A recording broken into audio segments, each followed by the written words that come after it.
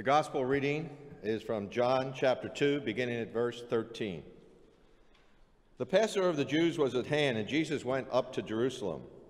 In the temple he found that those who were selling oxen and sheep and pigeons, and the money changers sitting there. And making a whip of cords, he drove them all out of the temple with the sheep and oxen. And he poured out the coins of the money changers and overturned their tables. And he told those who sold the pigeons, "Take these things away. Do not make my Father's house a house of trade." His disciples remembered that it was written, "Zeal for your house will consume me." So the Jews said to him, "What sign do you show us for doing these things?" Jesus answered them, "Destroy this temple, and in 3 days I will raise it up." The Jews then said, "It has taken 46 years to build this temple, and you will raise it up in 3 days?" But he was speaking about the temple of his body. When therefore he was raised from the dead, his disciples remembered that he had said this, and they believed the scripture and the word that Jesus had spoken. This is the word of the Lord. Thanks be to God. All right.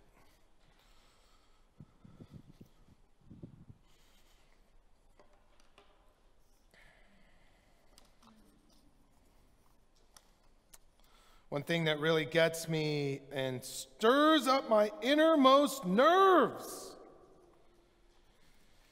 is hidden fees. Oh, I can't stand hidden fees. They're everywhere. They're like fleas.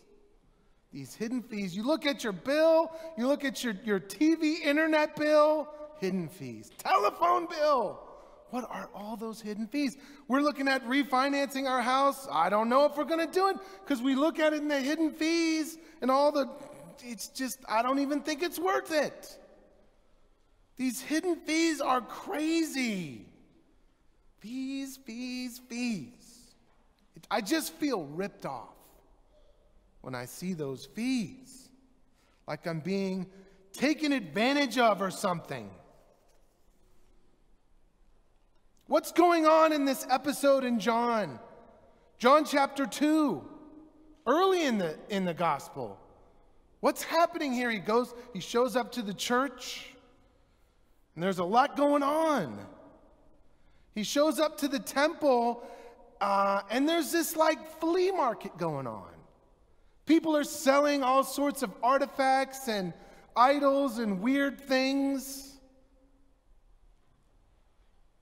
Strange. And he gets furious. Maybe he's not furious, but he must be furious. Seeing all these things, turning over the tables, it looks like he's upset. Why is the church acting this way? Why do they have all this stuff going on? Why are they selling all these strange things in order for people to experience redemption?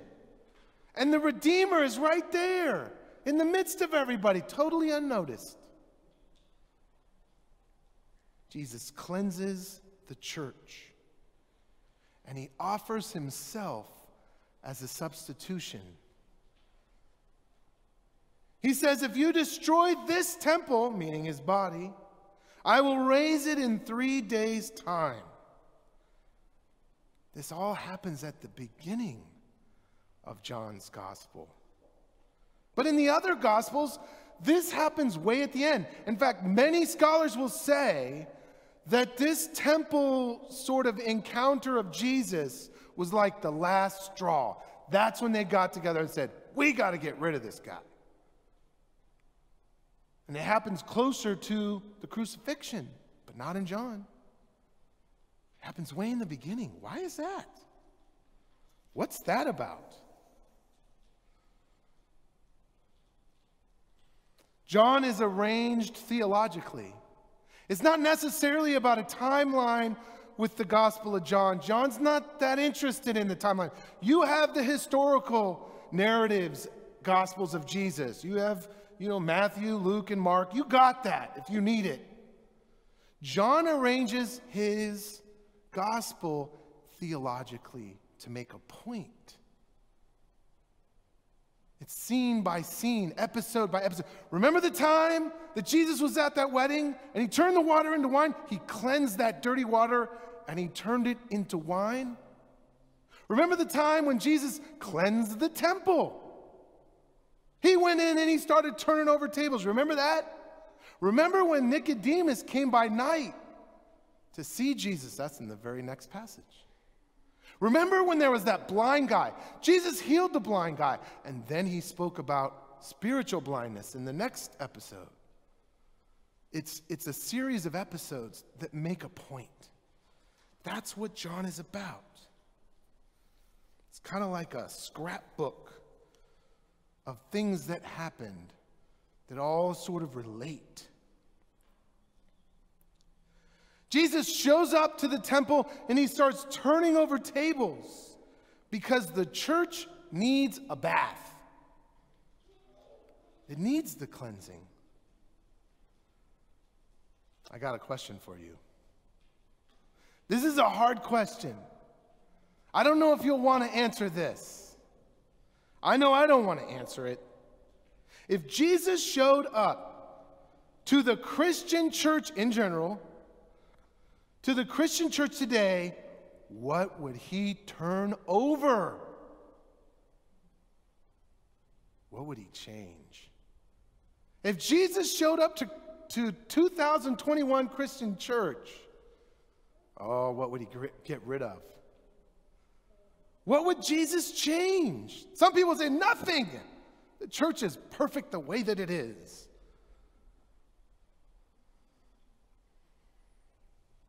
I don't know if it is. What do you think he'd get rid of? The pastor. Maybe the pastor. Oh my goodness. That would be crazy. Maybe it wouldn't. Maybe it would be good. Maybe we could all end up like the Mormon church, right? Where everybody's a volunteer, right? The retired old guys, kind of are the ward leaders. Yes, the Bryans, almost retired. Rays, they're kind of like the ward servants, and everybody gives strictly 10%, because why wouldn't you? There's no employees. It all goes to the mission. Maybe that's the new way of doing it. Problem is the theologicalness of it. My Mormon friends, I love you. But, it's just kind of like that's not their main thing. The scrutiny of all that is just kind of, hey, we're not into that as much. We don't have all these Mormon theologians running around talking about what's correct doctrine. We like to hang out, right? So that would be a downside. But think about this. If Jesus came to the Christian church, what would he change? He would change some things, probably. We would have to give up some stuff that we're comfortable with that may not be the best for the mission. I got another question for you. And this one's a little bit harder.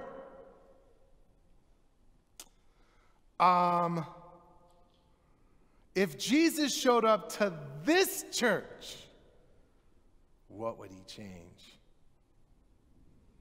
Uh-oh. That's tough. I got a little exercise for some of you at home. Some of you may be here in this category. I would like you to ask your roommate, the one that has a ring where you went to the same wedding years ago, and ask them what they think and what keeps them from having a relationship with God, and maybe some of the stumbling blocks in the Christian church or even in this church. You might get a very surprising answer that you weren't expecting. That's a nice little exercise. I would love to hear the answers to that question. What keeps people from experiencing Jesus? The Jesus that we know and the Jesus that we love.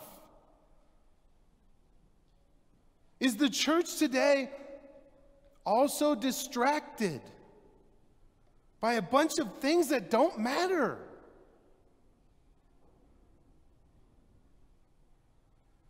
Jesus showed up to this church. What would he get rid of first, second, third? What tables would he turn over?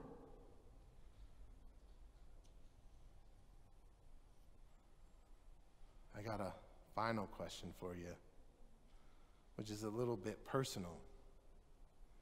If Jesus showed up to your household, what tables would he turn over? Inside your own home, inside that sanctuary, what tables would he turn over in your own house? Isn't that what Lent is all about? Stripping away the distractions you don't need, turning over the tables of your life, preparing for the life of the world to come.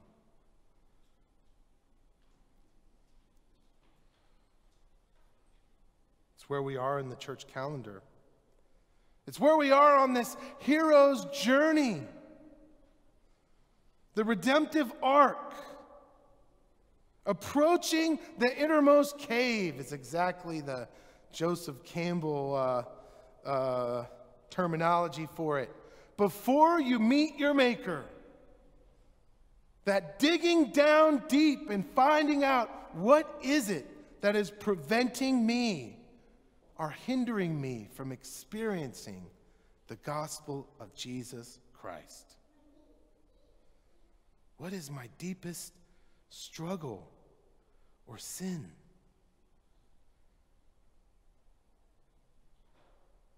We are surrendering to Christ's atonement when we approach the altar. We are surrendering to the work that he has done to redeem us. And we completely, through our confession, every Sunday, strip away down to the bare bones of who we are. That's the season we're in. That's the season of Lent. When we are anticipating the resurrection promise that has been fulfilled for his holy church.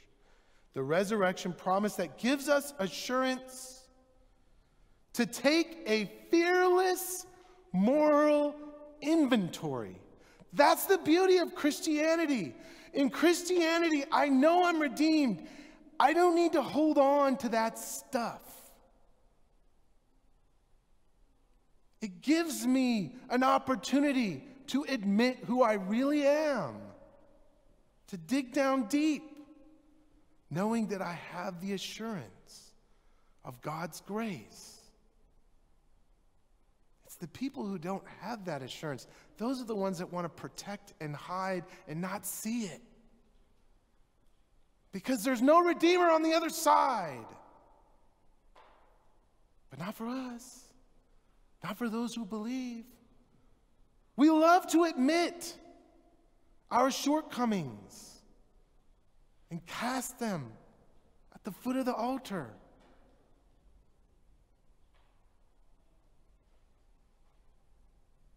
That's the beauty of Lent.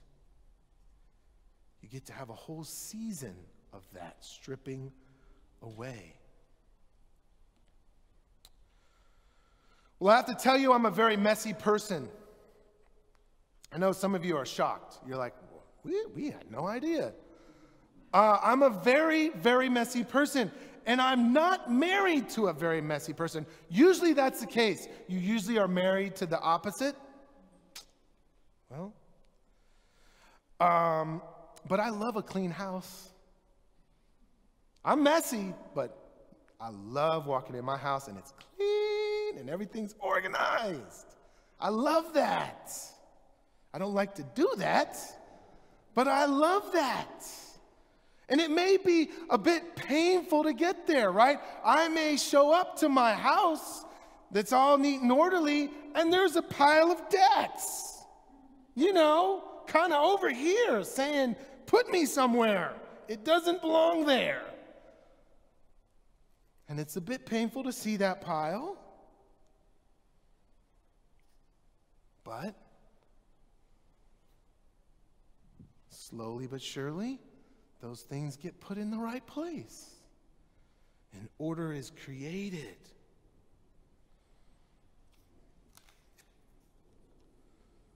What if John chapter 2 had been different?